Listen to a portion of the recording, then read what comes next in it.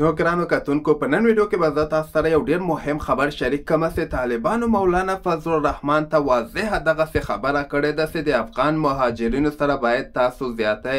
او ظلم بس کړئ. دغلته مولانا فضل الرحمن چې کله افغانستان کابل ته تللی و مختلف موضوعاتو باندې سره خبرې چې وولې چې دا څنګه د دواړو ملکونو منځ کې مطلب اختلافات ختم سی او امن جوړ سی په افغانستان کې مامني په پاکستان کې مامني او دغلته د طالبانو مشر اخونزاده صاحب ورته خپل واضح دغه ویلي دي چې د افغان مهاجرینو سره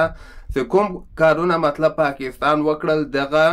د دواړو ملکونو تعلقات خرابېدلی سي. دا کارونه وایي ملکونو کې تعلقات خرابېدلی سي او پاکستان ته نه ول پکار چې افغان مهاجرین سره مطلب داسې په زور باندې له پاکستان نه وشړي. دغلته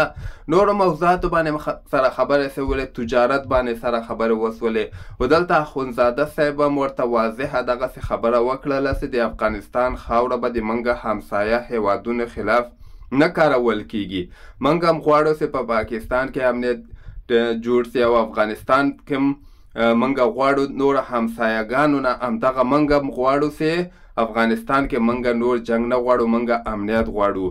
تاسو هم خپل نظر لاندې ما سره په کمنټ کې شریکولی شئ.